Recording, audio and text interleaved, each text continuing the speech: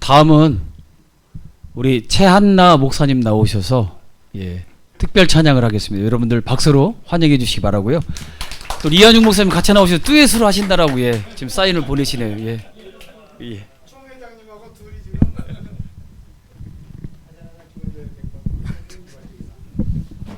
남편분이 찍어주셔야지.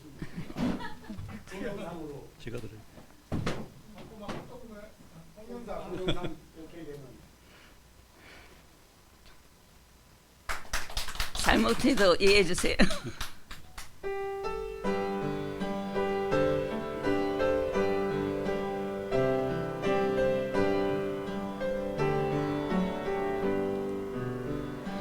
여기에 모인 우리 주의 은총 받은 자여라.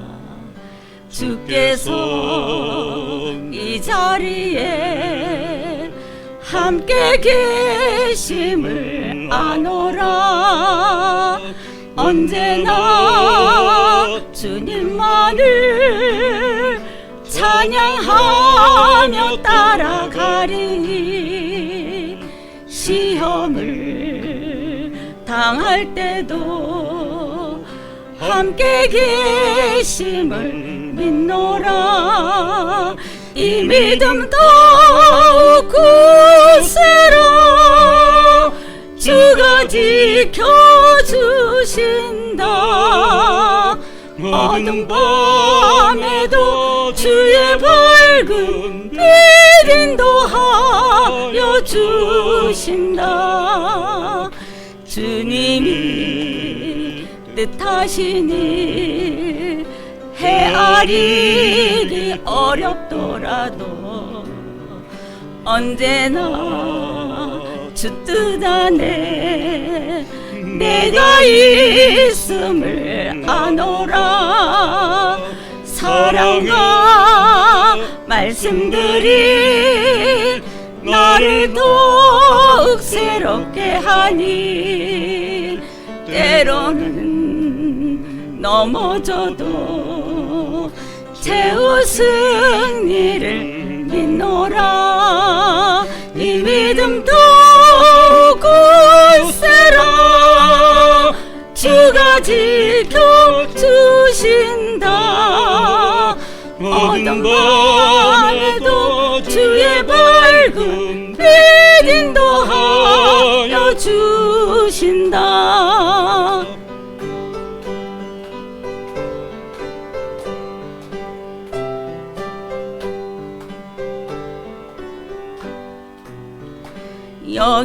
여기에 모인 우리 사랑받는 주의 자녀라.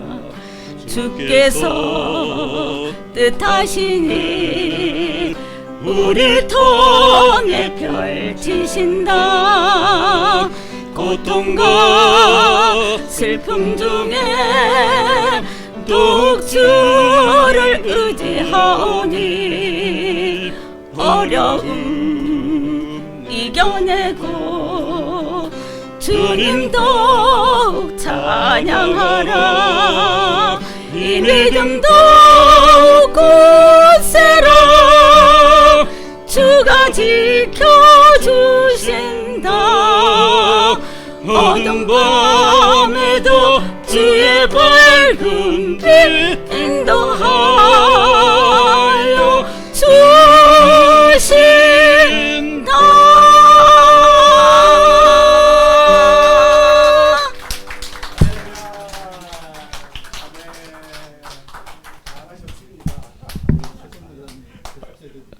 정말 은혜가 넘치는 찬양입니다. 우리 이사장님 사모님은요 사실 몸에 18개 뼈를 받았어요. 28개? 아 죄송합니다. 병원에서 이 사막한 다 했어요. 근데 저렇게 6개월 날 사업을 이렇게 걸어다니시면서 하니까 여러분 참 감사하지 않아요? 하나님 찬양하시니까 박수 한번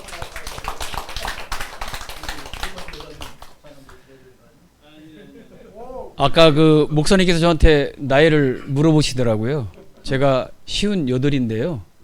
저보다도 15년 더 나이가 많으신 분이시고 몸에 이렇게 쇠를 많이 박으셨는데도 정말 파워풀한 찬양을 하나님께 드렸습니다. 다시 한번 여러분들 감사의 박수 드리기 바랍니다. 감사합니다. 자, 지금부터 이제 3강을 시작하도록 하겠습니다. 역사신학을 담당하고 계신 김은경 교수님 나오셔서 말씀 전하실 때 많은 은혜 받으시길 바랍니다.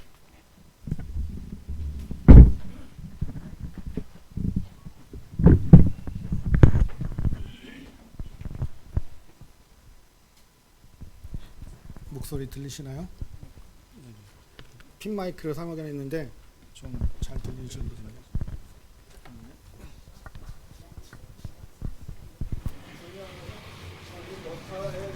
음만 들으면 돼.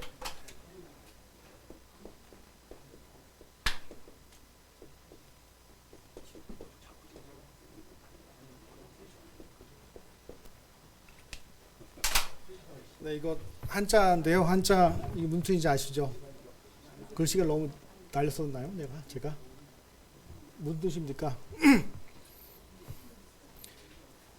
기독교 할 때 기독이거든요. 근데 제가 늘 질문하는 게 있어요. 기독할 때 이 기독이 정확하게 무슨 뜻인지 모르시는 분. 나는 잘 모른다.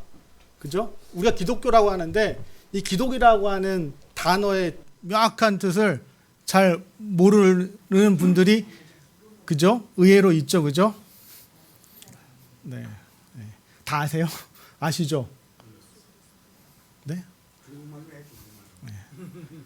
아시는 분도 있고 모르는데 말씀드리자면 이게 그죠? 뭡니까? 정확하게 기독 그죠? 뭐예요?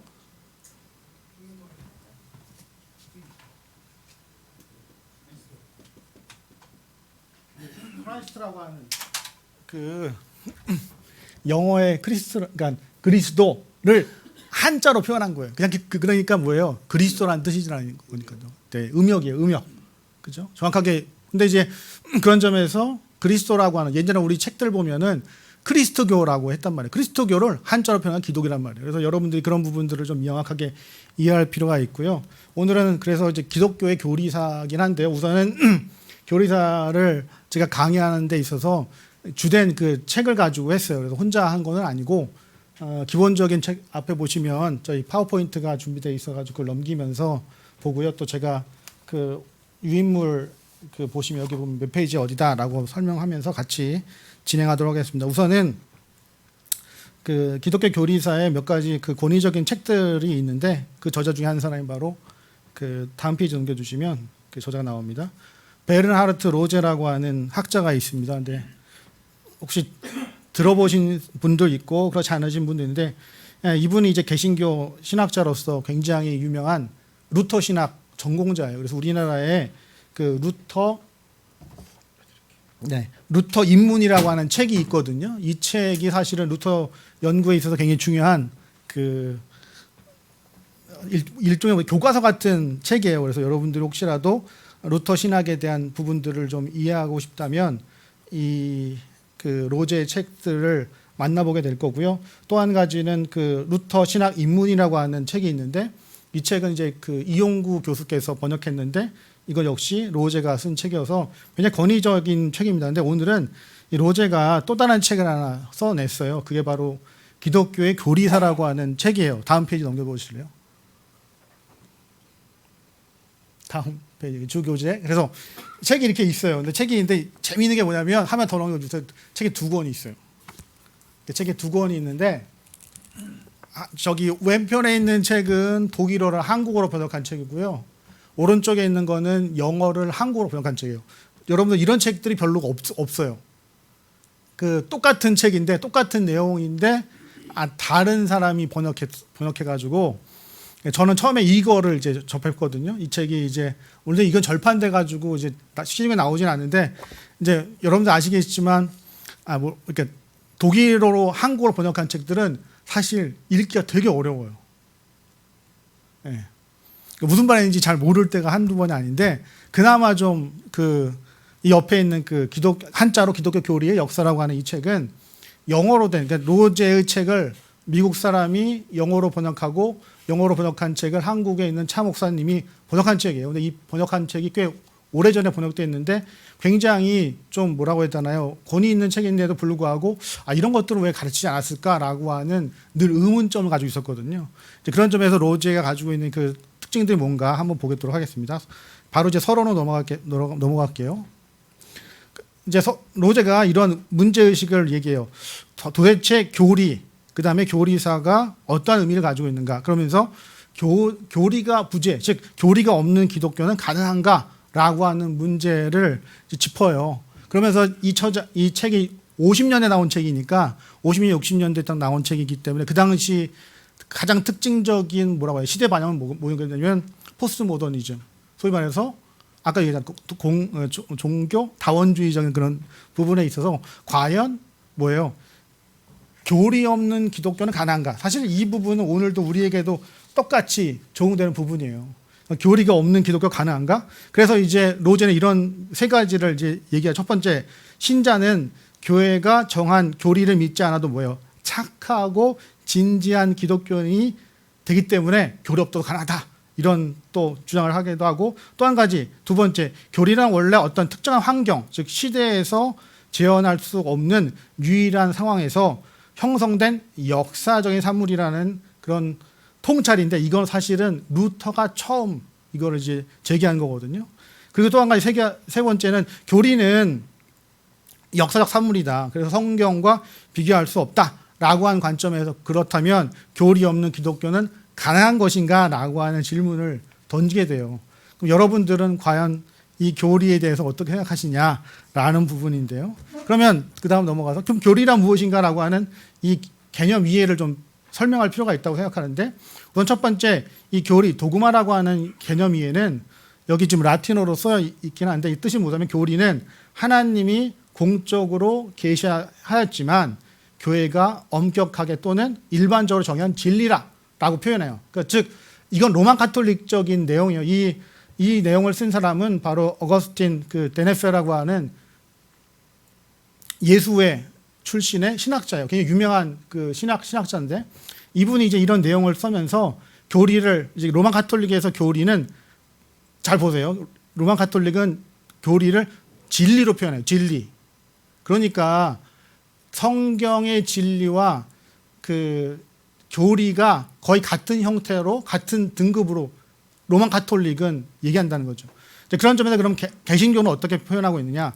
개신교 그 유명한 하르낙이죠. 본 하르낙은 교회의 도그마, 즉 교리는 논리적인 형성된 과학적인 변증적인 목적으로 표현된 뭐예요? 기독교 신앙, 그 다음에 교리는 기독교 교회에서 성서에 포함된 진리로 간주하는 그런 신앙의 축적이라고 하는 표현들을 쓰면서 구성되었다. 그래서 이 진리는 인정되는 것은 기독교가 베푸는 축복을 얻는 선행 조건이라고 하는 표현을 사용하게 됩니다. 여기에 반해서 또 아시다시피 칼바르트, 즉 신전통주의는 교회적 선포의 이견일치로서 성서에서 증거하는 계시를 포함한다라고 이 도그마를 이해하고 있습니다. 그렇다면 결과적으로 그러면 우리 개신교, 그러니까 루터와 즈뱅글리, 칼빈은 어떻게 봤느냐라고 하면 신앙 고백으로 봤다는 거예요. 신앙 고백. 이게 좀 다른 차이예요. 그러니까 로만 가톨릭은 진리적 측면에서의 교리로 보았지만 그 루터나 즈뱅글리나 칼빈은 어떻게 보았냐면 신앙 고백적이다. 신앙 고백적인 의미를 가지고 있다. 그래서 신조와 관련돼서 이거를 교리적 신앙 고백이라고 표현했습니다. 이런 이해는 바로 교리가 본래적으로 증언하고자 했던 내용과 바른 관계를 유지하고 있기 때문에 이러한 주장을 하게 된 것입니다. 여러분들 이 뜻이 무슨 뜻인지 아시죠? 네, 설명은 다시 안 할게요. 그러면 다음 페이지에서 보여주세요. 이게 좀 우리 오늘 이제 좀 다뤄볼 내용인데, 그럼 믿음과 신앙은 같은 것인가? 그죠? 교회에서 우리가 많이 쓰는 표현, 믿음과 신앙에 대한 뭐라고 해야 되나요? 일반적인 내용들이 있는데, 우선 일반적인 믿음에 대한 정의는 사전적 의미예요. 뭐 어떤 거죠? 어떤 사실이나 사람을 믿는 뭐라고요? 마음이에요, 마음. 믿음은 뭐라고요? 마음에 대한 거예요. 마음에 대한 거. 특히 어떤 마음? 사람에 대한 마음이란 말이에요. 믿음이 그런 거고. 그러면 이건 그렇기 때문에 이 믿음은 좀 다른 부분이 있어요. 다음 페이지, 다음 거 눌러보시면, 그러면 신앙은 뭐냐? 신앙은 믿고 받아들이는 일이에요. 그러니까 믿음과 신앙은 사실 어떻게 보면 다른데 우리는 가끔씩 교회 내에서 믿음과 신앙을 혼돈할 때가 있다고요. 또 같이 표현할 때도 있고. 그런데 믿음과 신앙은 분명히 구분해야 될 부분이 있어요. 첫 번째, 왜 이걸 구분해야 되냐면 믿음 뭐예요? 믿음은 개인적인 거예요. 그 다음에 주관적인 것이고요. 그런데 신앙은 객관적인 것이고 공동체, 즉 다수의 결정인 거예요. 그러니까 이런 표현할 수 있죠. 우리가 이거는 기독교 믿음이에요. 이런 표현보다 뭐라고 쓰죠? 이거는 기독교 신앙이에요라고 하잖아요. 신앙은 왜냐? 객관적이기 때문에 이것이 신앙으로서의 가치가 있는 거예요. 그러니까 우리가 교회 내에서 설교할 때도 믿음과 신앙을 표현할 때 이 부분을 분명히 구분해야 할 필요가 있다는 것이죠. 그런 점에서 결과적으로 기독교 신앙은 그건 뭐다? 기독교 교리라는 거예요. 우리가 신앙이라고 했을 때 그 신앙은 바로 뭐다? 기독교가 말하는 근본적인 교리적 내용들을 이해하는 거예요. 그래서 신학이 필요한 이유가 바로 여기에 있는 거예요. 우리가 기독교 신앙, 예를 들면 좀 나중에 설명하겠지만 삼위일체 교리를 우리가 다룬단 말이에요.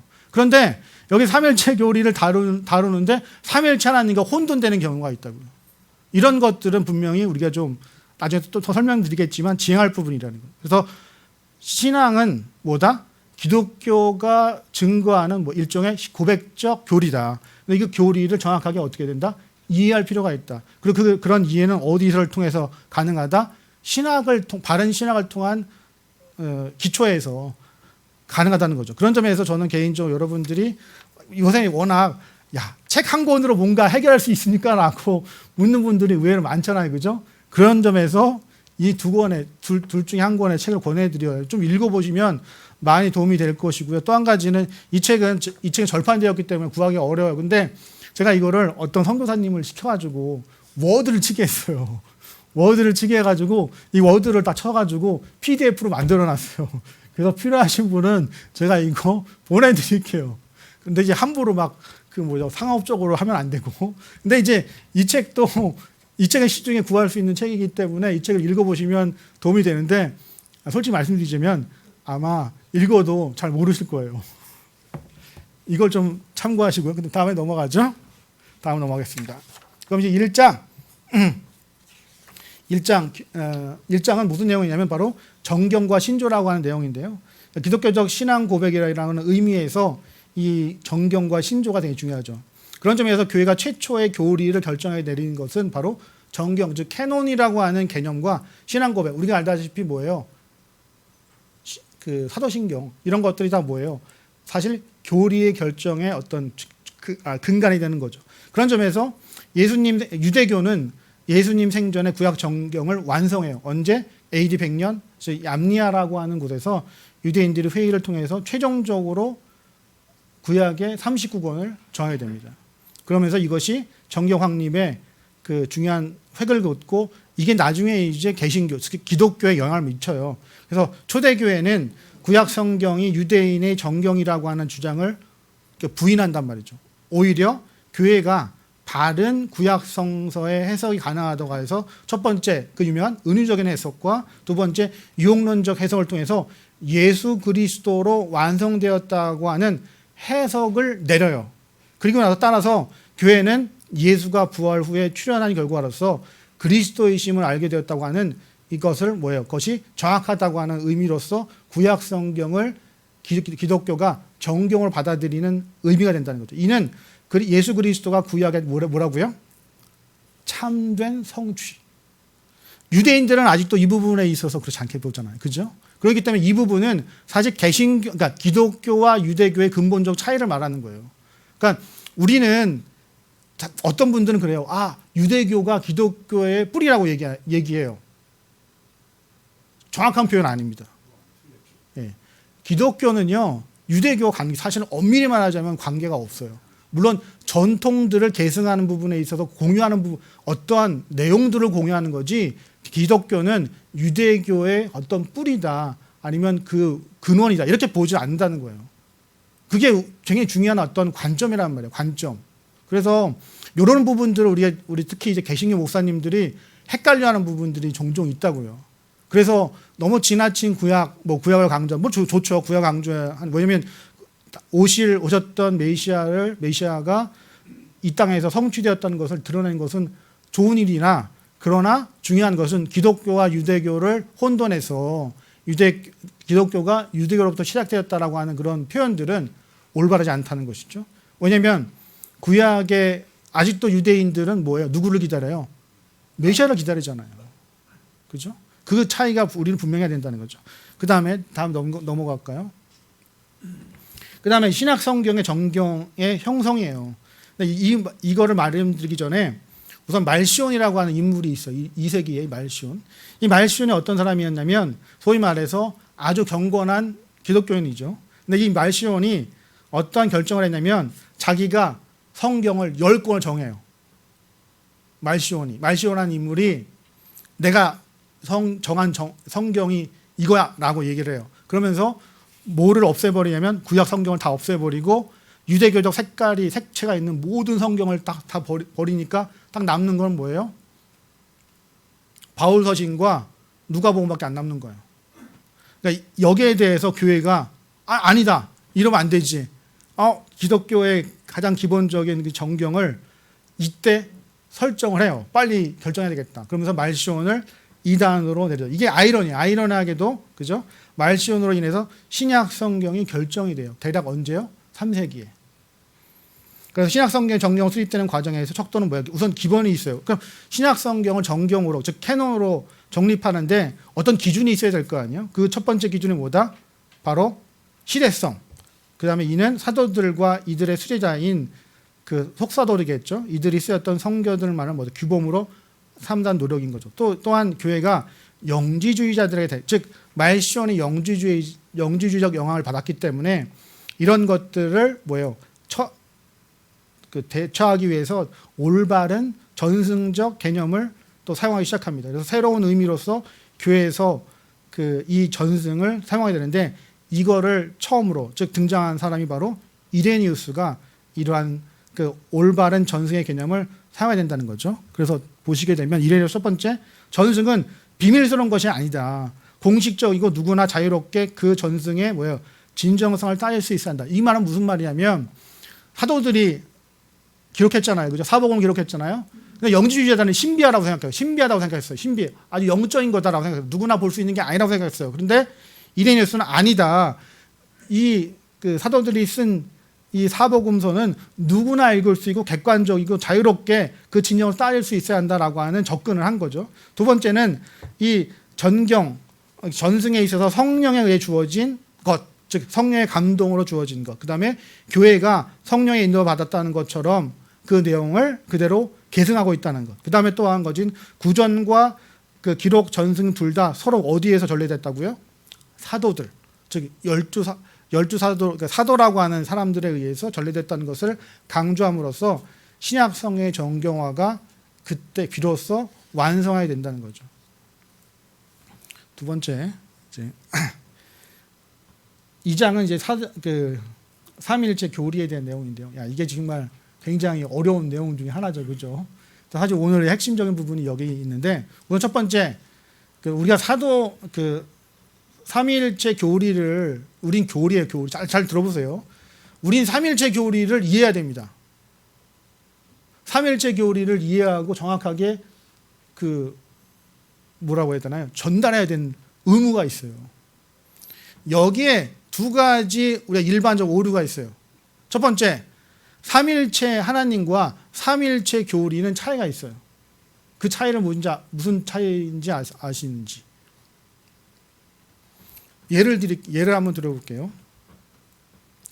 여기 계신 분 중에서 진짜 지구를 보신 분 있어요? 무슨 말인지 이해 못하세요? 진짜 지구를 보신 분 있냐고요. 진짜 지구를. 그러니까 진짜 지구를 볼 수 있어요. 근데 뭐가 필요해요? 뭐가 필요해요? 첫 번째, 조건이 필요해요. 내가 돈이 엄청 많아가지고 로켓을 가지고 있어야 돼요. 그걸 타서 내가 지구를 관찰할 수 있는 거리까지 가야 돼요. 그죠? 그리고 나 다시 보고 나서 다시 와서 나 지구 봤다라고 뭐가 돼야 돼요? 증거를 해야 되잖아요. 그죠? 그러려면 조건이 있어야 되잖아요. 그죠? 왜 그런 조건이 생기겠어요? 첫 번째, 지구가 워낙 크기 때문에. 지구는, 우리가 보고 있는 지구는 뭐예요? 지구의 어디예요? 아주 일부잖아요. 일부에도 불구하고 어때요? 우리는 지구를 다 볼 수 있어요? 없어요? 평생 살면서 한 번도 볼 수 없단 말이에요. 제대로 된 지구를. 문제는 여기에 극하지 않고, 그러면 하나님은 어때요? 무한하신이잖아요. 무한하신 하나님은 인간이 볼 수 있어요? 없어요? 유한한 존재가 없잖아요. 삼위일체 하나님을 이해한다는 것은 삼위일체 교리를 이해하는 것과 다른 거예요. 많은 분들이 삼위일체 교리와 삼위일체 하나님을 구분하지 못해요. 그래서 어떤 문제가 생기냐면 삼위일체를 이해하는 것은 마치 신비하다고 나만 알고 있는 것처럼 얘기한단 말이에요. 그러면 안 된다는 거예요. 그러면서 신비롭습니다. 뭐 그런 표현 많이 쓰죠, 그죠? 그래서 이거는 인간이 이해하는 게 아닙니다. 아주 신비롭습니다. 이렇게 표현한단 말이에요. 이거는 삼위일체 교리를 모른다기보다는 제대로 공부하지 않았기 때문에 그러한 얘기를 하는 거예요. 우리는 삼위일체 교리를 이해할 필요가 있어요. 삼위일체 하나님을 이해하는 게 아니란 말이에요. 그래서 삼위일체 교리라고 해요. 분명히 삼위일체 교리는 무엇에 대한 거냐면 하나님의 존재 방식에 대한 이해예요. 이 부분을 분명 말씀드릴게요. 하나님의 존재 방식과 존재 양식이 있어요. 삼위일체 하나님은 삼위로 계시다라고 하는 얘기는 존재 양식이에요. 근데 문제는 양식을 볼 수가 있어요, 없어요? 인간이 못 본단 말이에요. 양식이니까. 양식은 어때요? 관찰할 수 있을 때 어때요? 비로소 그 양식이 어떤 건가를 알 수 있잖아요. 삼위일체 하나님은 그런 점에서 이 삼위일체 교리는 양식을 말하는 게 아니에요. 뭐를 말한다고요? 존재 방식에 대한 이해란 말이에요. 그러면 우리는 어떻게 이 존재 방식을 알았느냐? 누구를 통해서 알았어요? 성경을 통해서 알았고 사도들의 뭐예요? 증언을 통해서 알 수 있었다는 거예요. 이 부분을 되게 중요하세요. 잘 보세요. 삼위일체 교리를 믿는 사람들은 다 누구예요? 참 기독교 신자들만 이걸 믿어요. 유대인들은 삼위일체 교리를 믿을까 안 믿을까? 유대인들은 안 믿죠. 왜? 예수 그리스도가 뭐야? 제2위격인 그리스도를 믿어요 안 믿어요? 안 믿잖아요. 근데 중요한 것은 사도들이 말이죠. 예수님이 부활 승천할 때 뭘 깨달았어요? 이분이 성경에서 말하는 뭐다? 하나님이라고 하는 걸 알았잖아요. 믿었잖아요. 근데 이 유대인들이 어때요? 이 유대인들이 과거는 뭘 믿었어요? 여호와 하나님. 구약에서 말하는 여호와 하나님. 즉 메시아를 통해서 너희를 구원하겠다고 하는 뭐예요? 언약을 성취하시고자 하는 하나님이 있다는 걸 믿었어요? 안 믿었어요? 믿었잖아요. 그죠? 여기에 두 가지가 나왔다. 아버지와 아들이라는 표현을 쓰잖아요. 예수님께서. 이게 바로 뭐예요? 위격의 차이를 안 거예요. 아버지로서 아들로서의 위격이 그때 이 제자들이 깨달은 거예요. 또 한 가지 놀라운 사실은 바로 성령 강림절에 뭐예요? 성령이 강림했잖아요. 이때 뭐를 또 경험한 거예요? 참 신자들이 성령의 존재하심을 깨달은 거잖아요. 여기서 바로 뭐예요? 삼위일체 교리의 가장 큰 특징은 뭐예요? 참 신자들의 경험에 근거한 거예요. 경험했잖아요. 사도들이 예수 그리스도의 뭐예요? 아들됨을 경험했잖아요. 그리고 그것이 아버지와 이게 같은 분이네 라고 깨달은 거잖아요. 두 번째 또 어떤 일이 일어났어요? 오순절 성령 강림을 통해서 뭐예요? 성령이 진짜 어떻게 했어요? 사도행전 보면 불의 혀같이 다 임했다고 얘기했잖아요. 그죠? 경험했잖아요. 그죠? 성령의 뭐를 경험한 거예요? 실체를 경험했잖아요. 여기서 바로 그 유명한 하이퍼시스타트가 나오는 거예요. 나중에 설명드리겠지만 그런 점에서 삼위일체 교리는 어쩐 점에서는 뭐예요? 신앙의 경험을 어떻게 된 거예요? 신학적으로 정리한 거예요. 그래서 삼위일체 교리를 이해하는 데서 첫 번째는 뭐다? 존재 방식에 대한 이해다. 두 번째, 삼위일체 교리는 참 하나님을 믿었던 신앙인들의 경험의 뭐예요? 신앙적 내용이다. 그리고 그 내용들이 얼마만큼 걸렸냐면 400년이 걸린 거거든요. 삼일체라고 하는 형태가 우리가 뛰기까지 400년이 걸렸단 말이죠. 그래서 이런 부분들을 좀 이해할 필요가 있고 또 한 가지는 삼일체 하나님과 삼일체 교리는 구분되어야 한다라고 하는 부분들을 좀 말씀드리고 싶고요. 그런 점에서 이제 문제 제기는 이렇죠. 그럼 어떻게 발전되었는가? 오늘 이제 그 내용이에요. 그다음에 교회는 어떻게 하나님과 예수 그리스도에 관한 신앙과 더불어 성령 임재 경험을 어때요? 삼위일체 교리의 형식을 빌려서 설명되었는가? 여기 되게 중요한 바로 신앙적 경험. 사실 이 경험들이 나중에 뭐가 돼요? 교리가 되거든요. 그러니까 우리가 이해하는 삼위일체 교리의 가장 핵심적인 부분들은 경험이다. 이 경험들을 어떻게 신학적으로 설명해왔는가를 이해하는 것이 굉장히 중요한 삼위일체 교리 이해의 출발점이에요. 그렇다면 세부적으로 볼게요. 세부적으로 기독교는 유대인의 뭐를 물려받았다고요? 일신사상, 즉 하나님은 한 분이시다, 그죠? 요한은 오직 한 분이시다라고 하는 뭐를 물려받은 거예요? 믿음을 물려받은 거예요, 그죠? 또 한 가지 초대교회는 유대인들이 믿었던 것과 동일한 의미에서 하나님을 믿었고 또 누구뿐만 아니라 또 누구를 믿었다고요? 예수 그리스도를 믿었다는 거예요. 그다음에 초대교회는 예수 그리스도는 누구다? 메시아다, 즉 그리스도라고 하는 점을 분명히 했고요. 또 한 가지 또 다른 보혜사라고 하는 점을 어때요? 교리사적 발전에서 중요한 역할을 한다는 거예요. 왜냐하면 예수님이 뭐라고 하죠? 자기를 보혜사라고 하고 또 성령님 오실 때 뭐라고 해요? 또 다른 보혜사라고 표현했단 말이죠, 그렇죠? 여기서 이제 간단하게 설명드리자면 이 보혜사라고 하는 단어가 특별한 의미를 가지고 있는 게 아니에요. 보혜사는 사실 엄밀히 말하자면 파라클레토스라고 하는, 그죠? 이 사실 파라클레토스, 임마누엘 다 같은 말이에요. 임마누엘은 히브리적 표현이고 파라클레토스는 헬라어적 표현이란 말이에요. 다 같은 God with us 이란 뜻이란 말이에요. 근데 한국 사람들 보혜사라고 표현하잖아요. 보혜사가 사실 이 한자잖아, 한자. 파라클레토스를 그냥 한자로 표현한 거예요. 특별한 의미가 아니라 파라클레토스라고 하는 의미를 한자 표기화한 게 바로 보혜사라는 뜻이에요.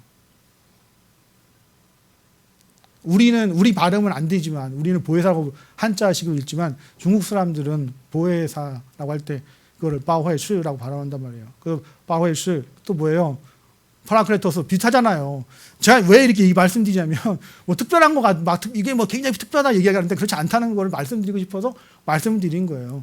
제가 이제 중국 선교사이기 때문에 이제 그 한자에 대한 부분들을 이제 좀 이해해서 말씀드린 거고, 그런 점에서 또 다른 보혜사라고 하는 표현을 통해서 성령님의 실제를 어때요? 경험했잖아요. 언제? 오순절 강림에. 그러나 중요한 것은 기독교인들은 어때요? 믿었던 것은 한 분 하나님이다. 믿었지 세 하나님 믿지 않았다는 게 특징이란 말이에요. 다 한 하나님을 고백했다는 거죠. 이게 이제 교리사적 측면에서 굉장히 중요한 의미를 가지고 있다라고 하는 부분. 두 번째, 그럼 삼위일체 교리의 초기 형태를 이야기할 수밖에 없는데, 그런 점에서 동방의 이레니우스와 서방의 터툴리안이라고 하는 신학자가 처음으로 하나님의 통일성과 동시에 세 위격을 말하게 돼요. 하나님이 세 위격으로 계시는구나. 어떻게 알았어요? 경험으로 알았잖아요. 경험으로. 그죠? 참 신자들이 경험으로 안 거잖아요. 머리로 안 게 아니란 말이에요. 무슨 말인지 아시죠? 자기한테 경험했네? 그잖아. 사도들과 또 그 사도들을 계승했던 사람들이 어때요? 그 하나님이 지금도 우리가 예수님을 만나잖아요. 그래 안 그래요? 증언들을 하면 또 예수님 만났다는 분들이 많잖아요. 그럼 우리가 그걸 뭐예요? 그럼 그게, 그죠?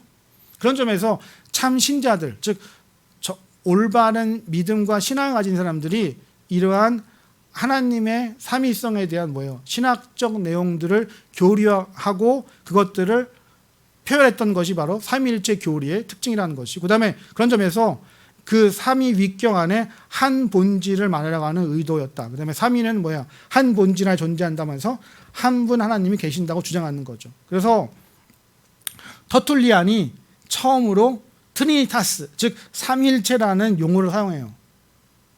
이게 재밌어요. 터툴리안이랑 이레니우스 시대에 처음으로 먼저 뭐가 등장해요?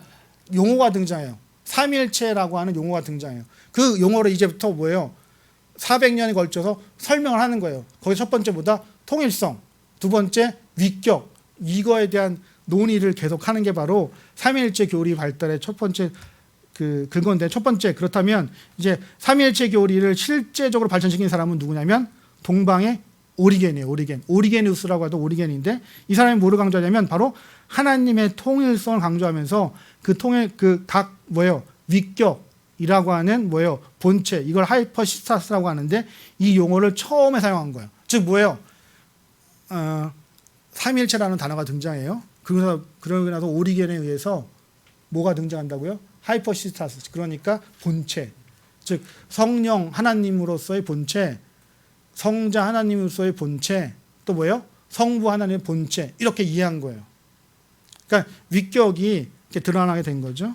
근데 또 한 가지 그렇다고 해가지고 그러면 오리겐이 세 개가 다 달라요 이렇게 설명하지 않았단 말이에요. 그래서 뭐가 등장하냐고요? 바로 통일성을 말하기 위해서 뭐예요? 동일 본질 소위 말해서 호모우시온이라고 하는 말이 등장하게 되는 거예요. 그래서 요때 요 3세기 전후로 해서 오리겐 시대에 뭐가 등장한다? 위격과 통일성이 등장하게 되는 거예요. 요때. 빨리 넘어가야 되는데. 그다음에 이제 삼위일체 교리에 이제 불을 지핀 인물이 하나 있어요. 누구냐면 아리우스라고 하는 인물이에요. 아리우스는 다음 넘기시면 아리우스는 그의 중심 관심이 뭐예요? 하나님의 뭐예요? 유일성과 초월성 오로지 뭐예요? 한 하나님만 이해했던 거예요. 그러면서 어때요? 제2위격인 예수 그리스도는 시간의 시작 이전에 어때요? 무에서부터 창조됐다. 즉 창조됐다고 보면서 아리우스는 아버지와 아들의 본질 동일성에 어떤 경우라도 막론하고 있을 수 없다. 이렇게 얘기해서 그래서 아리우스가 어때요? 가장 나쁜 이단으로 정리되죠. 사실 아리우스는요. 오늘날 잘 보시면 신천지랑 되게 유사해요. 아리우스의 사상은 뭐라고 하냐면 그 신천지에서 말하면 맨날 이긴 자 있잖아요. 이긴 자가 누구 위에 이긴 자가 표현하잖아요. 그래서 성령이 그 하나님의 영이 이긴 자 위에 임하면 다 끝난다고 하잖아요. 그죠? 이게 잘 들여다보면 아리우스랑 거의 비슷하다고 보시면 돼요. 왜냐면 신천지는 삼위일체를 안 믿거든요. 그리고 삼위일체를 마치 삼위일체 교리를 어떤 특정한 장로교에서 막 부패한 거기 표현해요. 부패한 장로교에서 믿는 뭐 이런 거라고 얘기를 하는 거예요. 그래서 되게 황당하죠. 삼위일체 교리는 정통 기독교 즉 로만 가톨릭, 동방정교, 개신교에서 믿는 교리이기 때문에 그런 것에 현혹되면 안 된다. 그래서 여기에 이제 나쁜 이단으로 간주하고 이제 그는 서로 다른 세계의 신성에 불과하다. 아이러니하게도 아리우스에 공언한 것은 뭐예요? 교회가 신앙에 있어서 예수 그리스도가 뭐예요? 하나님보다 훨씬 더 미흡한 피조물이냐 혹은 하나님 자신인가를 결정하는 문제를 제공해야 돼요. 그래서 바로 그 유명한 325년 니케아 회의가 등장하게 된 이유가 바로 여기 있는 거예요. 많은 분들이 그걸 설명을 안 해요. 왜 니케아 회의가 왜 등장했는가? 그 원인은 바로 아리우스 때문에. 아리우스가 뭐를 부정한 거예요? 그리스도의 뭐를 부정한 거죠? 신성을 부정한 거예요. 그러니까 니케아 회의에서 뭐를 얘기한 거예요? 동일 본질, 호모우시오스. 그래서 사실 이 호모우시오스는 이미 터틀리안이라든가 이레니우스가 사용했던 내용들이에요. 근데 이걸 다시 어떻게 해요? 이거를 아버지와 아들은 한 본질이라고 하는 뭐예요? 사상을 확인하는 거예요. 그래서 이걸 니케아 신경이라고 해요. 그래서 니케아 신경은 니케아 컨티나폴 신경과 구분돼요. 그래서 니케아 신경의 가장 중요한 것은 아버지와 한 본질이라는 표현이 어때요? 표현은 신성의 각 위격들의 공통적인 신적으로 하나임을 뜻하고 결국 어때요? 아들의 신성을 강조한 것이 바로 뭐다? 니케아 회의다. 그래서 이러한 전통들은 바로 전통파 아타나시우스와 갑바도기아 교부들에 의해서 표현되고 이 동일 본질이 바로 이때 등장한 거죠. 잘 보세요. 처음에 뭐가 등장했다고요? 삼위일체. 그 다음에 뭐요? 위격의 본체인 하이퍼시스타스. 그 다음에 뭐가 등장했다고요? 동일 본질, 호모우시온. 이렇게 등장하게 되는 이렇게 등장하게 되는 거예요. 그리고 나서 이제 마지막 단계 뭐냐면 마지막 단계 보면은 이제 넘어가시죠. 그러니까 성령과 올바른 그 삼위일체 교리 해석인데 바로 그 유명한 갑바도기아 그 세 교부 있잖아요. 대바질 그 다음에 니시의 그레고리, 그 다음에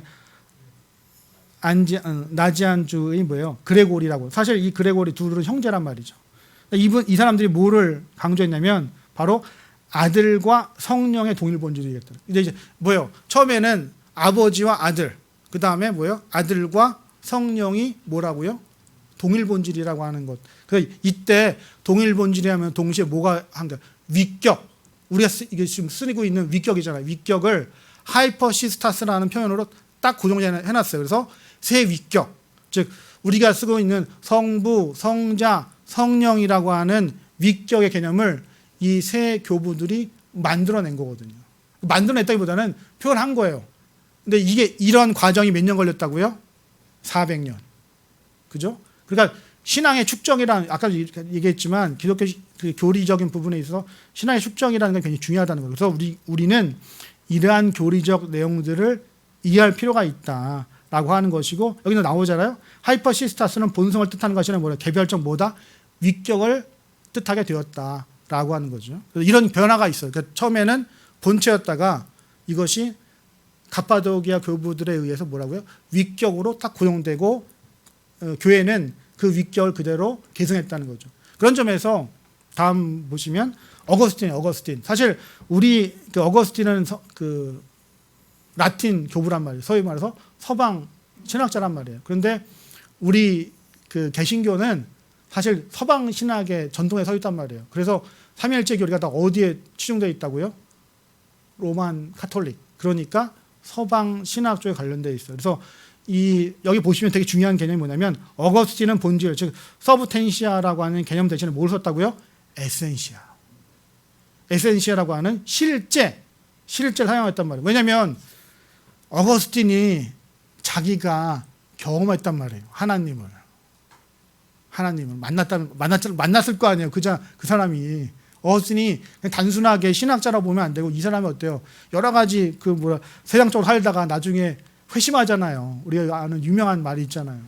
어거스틴이 경험한 거예요. 하나님의 삼위성을. 그러면서 뭐 어때요? 야, 성부, 성자, 성령이 실제하시더라. 그래서 뭐예요? 에센시아라는 단어를 사용해야 되고, 그러면서 어때요? 하나님은 항상 뭐예요? 삼위 안에 한 분으로 아버지, 아들, 성령으로 계셨고 계실 것이다라고 하는 표현들을 어때요? 삼위론적, 그 삼위일체론에서 주장을 해요. 그러면 그 주장의 첫 번째는 무엇보다도 뭐를 강조한 거예요? 신성의 통일성. 신성이, 즉 성부, 성자, 성령이 신적으로 어때요? 같다라는 것을 강조하였고요. 두 번째는 하나님의 존재를 표현하면서 뭐예요? 서브텐시아 대신에 뭐야? 실제인 에센시아를 사용했다는 것. 그 다음에 따라서 아버지는 뭐예요? 홀로, 아들은 홀로, 성령은 홀로 뭐예요? 활동할 수 없다라고 하는 뭐예요? 소위 말해서 이거를 경세적 삼위일체론이라고 하는데, 이걸 누가 만들었다고요? 어거스틴이 만드는 거거든요. 그래서 우리는 이러한 전통들을 따라가고, 어거스틴의 삼위일체론은 뭐야? 지나치게 통일성 강조해서 우리가 늘 기도하는 하나님 아버지 감사합니다 이렇게 기도하잖아요. 그죠? 그 원인이 더 뭐다? 어거스틴의 영향이 큰 거예요. 왜냐면 그 동방정교는 성부 하나님, 성자 하나님, 성령 하나님을 굉장히 이게 구별을 굉장히 강조하거든요. 이게 동방이랑 서방이랑 다른 점이에요. 그러니까 동방정교랑 로만 가톨릭은 어때요? 하나님 아버지에 대한 그 통일성 강조하는데, 동방은 뭐예요? 성부, 성자, 성령이 어때요? 개별성을 좀 강조하는 부분이 강하다는 거죠. 그렇다고 해서 그 틀린 건 아니에요. 근데 저희 그 개신교, 특별히 이제 루터의 후예들은 어거스틴의 영향을 받았기 때문에, 칼빈도 마찬가지죠. 칼빈의 삼위일체론도 어거스틴의 삼위일체론을 그대로 답습해요. 왜? 틀리지 않으니까. 그런 점에서 종교학자들은 어거스틴의 삼위일체론적 해석으로 한다. 그래서 그 경세적 삼위일체, 내세적 삼위일체 이런 표현들을 쓰는데, 저희는 기본적으로 어거스틴 삼위일체론을 기본적으로 하고 따르고 있다. 이렇게 말씀드리고 싶고요. 아직 얼마 안 남았네. 그다음에 기독론은 이제 좀 이따 이제 우리 최 목사님이 하실 거니까 좀 빨리 넘어갈게요. 첫 번째, 삼위일체론과 기독론은 사실 뗄 수 없는 그런 관계에 있었단 말이죠. 그러면서 삼위일체 교리의 신앙이 어때요? 맥락 안에서 하나님의 통일성에 관한 문제를 했다면, 동시에 아버지의 신성뿐만 아니라 뭐예요? 아들, 성령의 주된 관심이 넘어가게 된 거예요. 이제 아들에 대해서. 이제 그러면서 구약의 하나님이 어때요? 실제 예수 자신이라고 하는 사실을 알았다는 거죠. 그다음 기독론에서 두 본석, 즉 양성론, 즉 뭐예요? 신성과 인성을 어때요? 교리를 끄집어내요. 정통 기독교 여러분도 아시겠지만 예수님은 뭐 여기서 또 한 가지 또 중요한 얘기를 예수님은 한 분일까요? 두 분일까요? 세 분일까요? 네? 아니 근데 이제 저희가 요새 많은 문제를 일으키는 누구 정명석이가 자기 메시아라고 하잖아요, 그죠? 네? 가능하냐는 거예요. 그게 가능하냐는 거예요. 기독교, 그러니까 정통 기독교에 있어서 기독론에 있어서 예수는 한 분밖에 없어요. 한 분밖에 없어요. 그럼 우리는 기독교의 뭐라고요? 유일성이라고 해요. 그러니까 그리스도의 유일성. 예수 그리스도는 누구다? 역사적으로 한 분밖에 안 계신다고 하는 게 우리의 기본적 입장이에요. 예수님이 뭐라고 그랬어요? 너희가 보는 대로 내가 그대로 다시 오리라고 했잖아요. 그죠? 성경 읽으면 예수님이 내가 보는 너희가 예수님 부활 승천했잖아요. 승천하신 거 봤잖아요. 많은 사람들이 봤잖아요. 증인들이 있잖아요. 예수님 뭐라고 했다고요? 내가 이대로 다시 뭐라고요? 올 거라고 했단 말이에요. 이 말은 무슨 말이냐면 이거를 다른 표현하면 예수의 선제성이라고 표현하는 거예요. 예수는 역사적으로 한 분밖에 안 계시다는 거예요. 이거를 분명히 이해할 필요가 있어요. 이거를 이해 못하니까 뭐 어떻게 되는 거예요? 다 어떤 사람이 내가 예수라고 하면 거기다 딸려가잖아요. 정명석이가 자기 예수라니까 어때 메시아라니까 딸려가잖아요. 불가능해요. 왜냐하면 정명석은 엄마 있어요 없어요? 주민등록 등본상에 한국 사람일 거 아니에요. 그거 불가능하지. 예수님은 등본이 있어요 없어요? 예수님이 어디 출신이에요? 팔레스타인 출신일 거 아니에요. 그럼 생김새가 어떻게 돼요? 어떤 생김새일 거예요? 지금의 팔레스타인 사람처럼 생겼을 거 아니에요. 실제적으로. 그러니까 부활 그잖아요. 실제적으로 모습을 본다면. 그런데 예수님의 부활체는 어때요? 그런 점에서 인간의 눈에 볼 수 있지만 그렇다고 해서 어때요? 그 부활체가 개체가 아니란 말이에요. 개체가 아니란 말이에요. 이게 여기에 큰 오해가 있어요. 그러니까 하나님을 우리가 아까도 말씀 안 드렸지만 삼일체 교리에 있어서 세 분이다. 세 개체로 표현하잖아요. 삼일. 이게 사실 한글 한자 번역의 문제가 여기에 있어요. 삼일체라고 했을 때 우리는 그냥 저는 사실 그래서 삼일체라는 단어보다는 그냥 트니사스라는 표현을 그냥 써버려요. 왜냐면 삼위라고 하죠. 삼위 일체잖아요. 일체 하나의 체잖아요. 체. 그럼 개체란 말이에요. 개체. 개체는 뭐가 있는 거예요? 물리량이 있는 거잖아요. 그럼 유한하단 말이에요. 엄밀만 틀린 말이에요. 그죠? 왜냐면 하나님은 영이시기 때문에 어때요? 개체가 될 수가 없단 말이에요. 근데 예수님은 뭐예요? 부활체예요. 부활체. 근데 그 체는 어때요? 우리가 이런 물리적 세계, 3차원의 세계의 물질을 가지고 그러니까 어떤 질량을 가지고 있는 물질이 아니란 말이에요. 여기에 우리가 현혹돼서는 안 돼요. 무슨 뜻인지 아시겠죠? 요거 좀 어려운가요? 그죠? 그러니까 하나님은 물체가 아니에요. 그러면서 어떤 사람들 이런 사람들이 있어요. 예수님 믿으라고 하면서 사진 찍잖아요. 그래서 이게 영매 사진이 이렇게 보인다고 하서 이거 예수님 이게 다 영원히 빠져나가는 거다. 이렇게 표현하는 사람 있죠. 그죠? 그건 가능해요, 불가능해요? 사진으로 찍히면 물체가 있는 거죠. 물질이 있는 거잖아요. 질량이 있는 거잖아요. 그건 영적인 게 아니란 말이에요. 그런 거 현혹되지 마세요. 영이라는 것은 그런 게 아니라는 거예요. 예수님의 부활체에서 마찬가지는 거예요.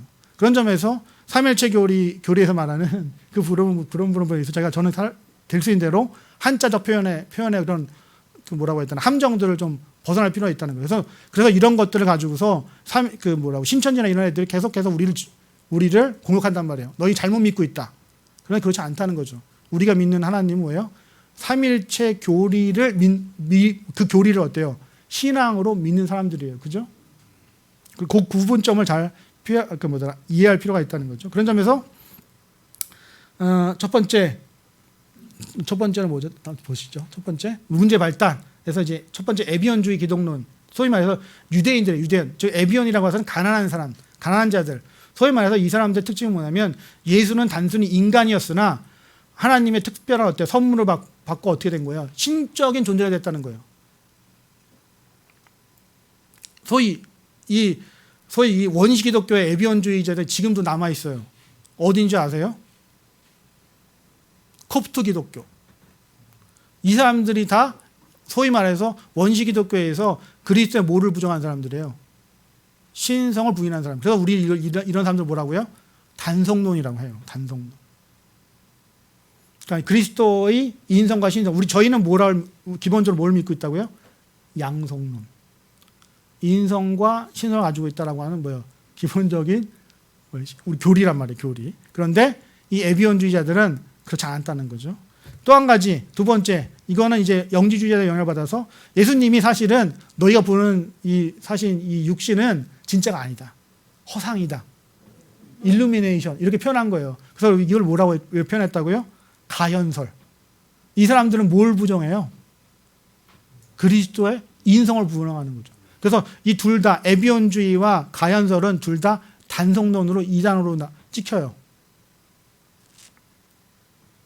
그러면 이제 여기서 이제 중요한 고비가 넘기는 다음 이제 하나님의 아들 다음 넘겼어요. 하나님의 아들이라고 하는 존재 방식에 대해서 이제 교회는 교리사 측면에 있어서 예수님의 존재는 뭐야? 하나님의 본체로서 그리고 하나님과 동등됨이라고 하는 표현을 그다음에 또 한 가지 말씀이 육신이었다라고 하는 표현들을 써서 소위 말해서 로고스 기독론이 등장하게 됩니다. 이 로고스 기독론을 처음 만든 사람이 누구다? 바로 오리겐이다. 오리겐이 이런 로고스 기독론을 정립하고 이런 기독론을 통해서 소위 5세기 칼케돈 회의에서 터툴렌이 말했던 것처럼 두 본질을 말한다는 거죠. 그래서 우리는 하나님이며 인간이신 한 개체 예수 안에 두 본성이 혼합되지 않고 결합된 이중적 상태를 분명히 본다라고 주장해요. 이게 우리의 유명한 말 있잖아요. 예수님의 신성과 인성이 예수님이라고 하는 그 뭐죠? 예수님이라는 본체, 즉 인간 안에 물과 기름처럼 분리되거나 포도주와 물처럼 혼합되거나 하는 게 아니란 말이에요. 그래서 이거를 어떻게 표현하냐면 신학적인 표현은 바로 이게 미스테론이다라고 해요. 미스테리온. 신비다, 신비. 그러니까 예수님의 신성과 인성이 예수님이라고 하는 그 인성, 즉 인간 안에 계시는데 의지와 또 죄에 있어서 어때요? 하나님의 경륜에 합당한 그런 존재이시다. 그러면서 인성과 신성이 아까 얘기했지만 물과 기름처럼 분리되지 않고 포도주나 물처럼 혼합되지 않은 형태로 계시는데 이것이 바로 뭐다? 우리는 그걸 믿는데 그 아까 제가 얘기했잖아요. 양식이에요. 양식. 방식이 아니라, 그러니까 양식이 아니라 뭐요? 방식에 있어서 우리는 이것을 미스테리온이라고 한다라고 얘기해요. 세심해요.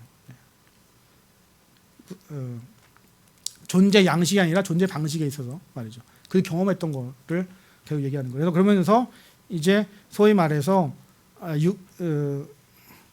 이는 분리될 수 없는 한 개체 예수 그리스도 안에 하나님과 인간의 신성과 인성이 또 신적인 영과 인간의 육체가 존재한다는 뜻에서 교리사에 있어서 이게 바로 알렉산드리아 소위 말해서 주장할 노선은 어때요? 말씀 육신 기독론이라고 하는 거를 선택하고 이걸 신적 로고스와 인간의 몸 사이에 구별을 강조하는 뭐예요? 안디옥식 기독론을 이렇게 나타나게 된다. 그다음에 요거 기독론만 하고 이제 끝낼게요. 그다음에 이제 아폴리나누스와 안디옥 학파와 알렉산드리아 학파. 그래서 처음에 이 기독론에 있어서 그리스도의 인성과 신성을 나누는 것이 위험하다는 것을 간파했다는 거예요. 누가? 아폴리나누스가. 왜냐하면 이게 굉장히 중요한 의미를 가지고 있어요. 이걸 신성과 인성 이게 분리되면 뭐가 일어나는 거예요? 그리스도의 구속에 문제가 생기는 거예요. 구속, 십자가 구속에 문제가 생기는 거예요. 사실 이게 지금도 마찬가지거든요. 그러니까 그리스도의 인성과 신성에 대한 바른 이해가 없으면 예수 그리스도의 뭐가 안 되는 거예요? 구속 사역을 이해를 못해요. 예수님은 죄가 있어요, 없어요? 예? 예수님은 분명히 육신적으로 죄가 없단 말이에요. 그걸 어떻게 성경은 표현하냐면 누구의 후손이라고 해요? 여자의 후손이라고 표현해요. 여자의 후손. 여자의 후손이라는 표현이 뭐다? 왜냐면 모든 인간은 뭐예요? 죄를 범했죠, 그죠? 다 누구의 후손이에요? 아담의 후손이에요. 아담의 후손. 아담의 죄의 원죄잖아요. 원죄. 원죄가 있기 때문에 다 뭐예요? 아담의 후손은 뭐다? 뭐가 있다? 원죄가 있다는 거예요. 그런데 예수님은 누구의 후손이에요? 여자의 후손이잖아요. 동정녀 마리아의 후손이잖아요. 그럼 뭐가 관계가 없는 거예요? 아담과 관계 없는 거예요. 이게 되게 중요한 관점이거든요. 이게 뭐다? 원죄와 예수님은 원죄가 없다라고 하는 성경적 표현을 그렇게 해석하는 거예요. 왜냐하면 왜 예수님 육신에 죄가 있으면 뭐가 성립이 안 되는 거예요. 예수 그리스도 십자가 사역이 어때요? 구속의 사역이 효력이 없어지는 거잖아요. 대속 사역이 불가능하단 말이에요. 이런 것들은 어때요? 바로 4세기 때 신학자들이 간파한 거예요. 그러니까 이레니우스, 그러니까 아타나시우스든 아니면 여기 나오는 아폴리나누스든 아니면 안디옥학파나 알렉스리아 학파든 간에 이런 사람들이 어때요?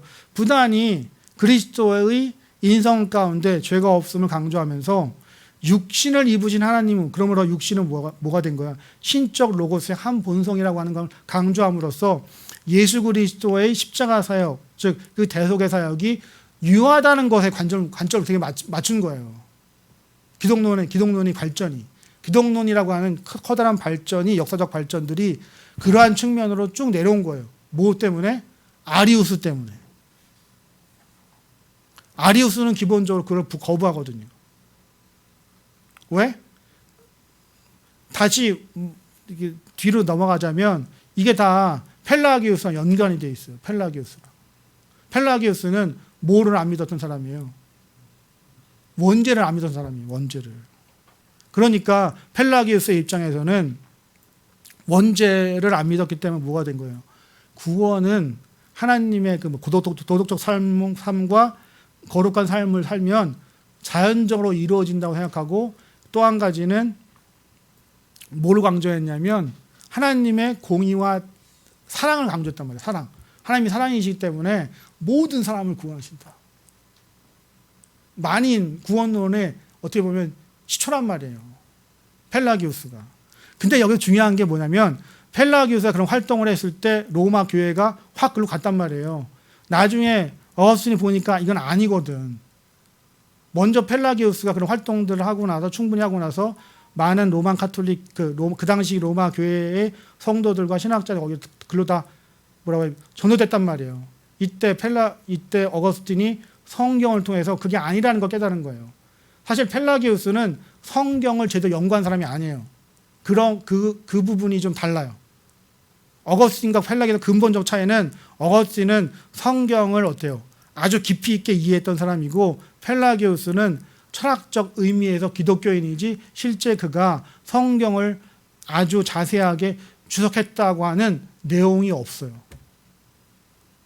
그게 근본적 차이다. 그러면서 이제 여기 마지막으로 이제 기독론만 하고 넘어갈게요. 이제 에베소 회의와 칼케돈 회의를 통해서 이제 알렉산드르의 시릴과 콘스탄티노플의 네스토루스 사이, 이건 좀 다르게 좀 넘어갈게요. 그래서 이러한 입장들이 있었다. 그래서 네오 1세 때 교서를 내리고 소위 서방의 기독론을 제시했다. 즉 뭐다? 하나님과 인간으로 이루어진 개체, 즉 한 육체 되신 분이 육신의 로고스의 개체와 동일하다. 두 번째, 성육신의 로고스의 한 개체 안에 신적이며 육체적인 두 본성이 뭐예요? 대등하고 협력하고 혼동되지 않음을 강조하면서 이것을 뭐다? 소위 이것이 바로 속성의 교류를 여기에서 제시함으로써 기독론의 중요한 역사적 의의를 이제 마침하게 됩니다. 그래서 이제 이런 것들을 다 뭐예요? 그 종교개혁자들이 계승을 하죠. 계승을 해서 기독론을 이제 소위 말해서 그래서 저희 그 개신교는 다 어떤 신학적인 입장을 취하는 바로 그런 동방 종교가 아닌 뭐예요? 서방 기독교의 그런 서방 신학의 기본에서 이걸 발전시키고, 또 교리가 단순하게 어떤 로만 가톨릭이 얘기하는 것처럼 진리다 이렇게 끝나는 것이 아니라 이것을 신앙적 고백, 교리적 신앙적 고백, 권위 있는 신앙적 고백으로 이해하고, 이런 것들은 뭐예요? 다 소위 말해서 신앙으로 발전시켰다는 거죠. 네, 그래서 오늘은 사실 계속 판례교수 가지고 하려고 했는데 오늘 여기까지. 그러면 또 지난번에 계속 설명하셨기 때문에 이런 부분들을 정리하면서 교리사적인 부분들이 굉장히 중요하고 또 한 권으로 끝낸다고 한다면 요 책을 권한다. 그런데 다시 말씀드리지만 굉장히 읽기 어렵다. 네, 여기서 마치도록 하겠습니다.